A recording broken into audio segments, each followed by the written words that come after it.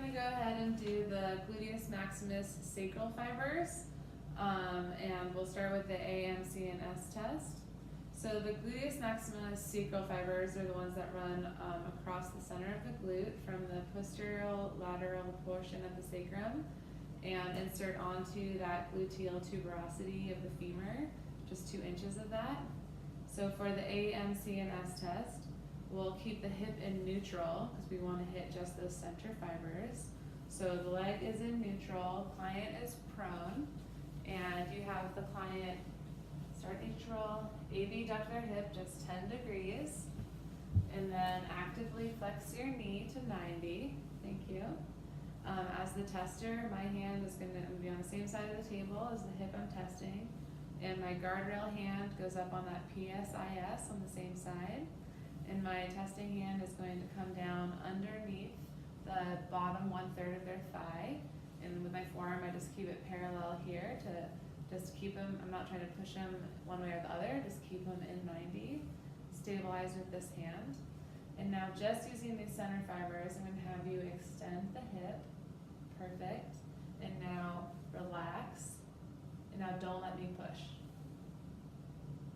Get strong in that, good. Now we'll do the D from that, and I know it's kind of hard to see from there, so I'm just going to describe what I'm doing, because I tried moving the camera, and that didn't work. So we'll just be working all the attachments of the sacral fibers. So we start with that posterior lateral border of the sacrum, and then we come down to where it attaches on the inferior to the gluteal fold right here, and then find that gluteal tuberosity, and definite the 2 inches of that gluteal tuberosity, and then we'll come down, follow the IT band down to the superior lateral condyle right there, and just get right over that lateral condyle.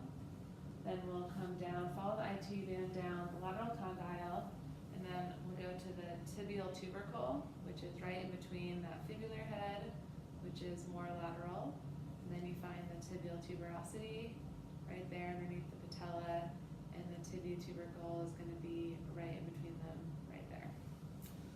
All right. So then we'll do the pick. So in the pick, we'll put him in the same position. So he's already abducted 10 degrees, and have him actively flex his knee, stabilize at the PSIS, hand underneath, and now fully extend the hip, and then we'll do 6 contractions for 6 seconds.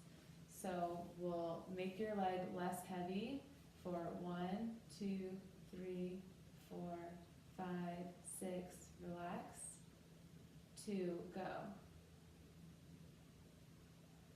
relax, 3, go, relax, 4, go, relax, 5, go, relax, and 6, go, relax. All right, great job. So now we will move on to the tests for the psoas major. So I'm going to have you roll over onto your back for me.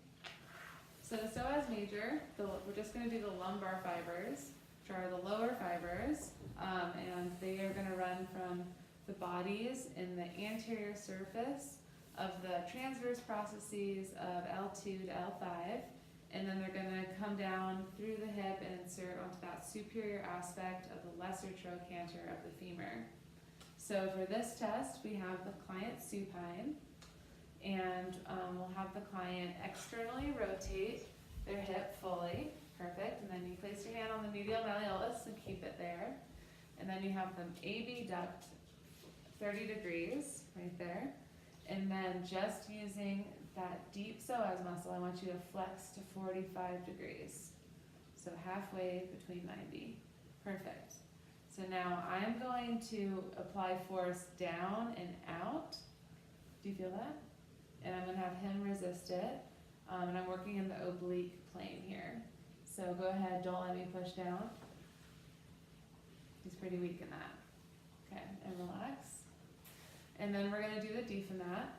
So the way you guys suggest to do it, you have them flex the hip. I actually work the psoas quite a lot in my practice, and I always have them bend both their knees because it helps it to relax, in my experience. So I'm gonna have them bend both his knees, find that abdominal aorta, right? Can you actually scoot down for the video for me? Filming. And so his feet are flat. Can relax right now. Feel relaxed in your hips. Find that abdominal aorta, and then you move out laterally about 1.5, maybe 2 inches. Now I'm gonna have you take some nice deep breaths for me. And relax. And just sink in slowly, doing a little bit of wiggling to get all those abdominal contents to move to the side. And then I'm gonna place my leg here. Put this leg down for me just so they can see better. Go ahead and push your knee into my arm, about 20%. Oh yeah, and there it is. I can feel it. Relax and breathe. I'm gonna do a little friction on that, a little diaphragm there. And then I'm gonna have him drop his knee externally onto my thigh here. Relax.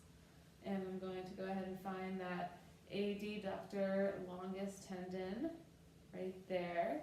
And then to move just slightly lateral until I find that little triangular gap right there and sink right into that triangular gap. And there's the attachment. And that's pretty tender on him. So now we'll do the pick. Again, 6 contractions, 6 seconds, 10%, which is an isometric contraction. So once again, I'm gonna have him, why don't we move back again? Thank you. I will be stabilizing the opposite ASIS. Start with that external rotation of the hip of the leg. Abduct 30 degrees. And now using that deep muscle, go ahead and flex up 45 degrees. There you go, perfect. And feel where my hand's holding, so relax there. Relax. So if I push this way, I want you to move the opposite direction. Do you feel that? Okay, now relax your leg. Now make it less heavy for 1.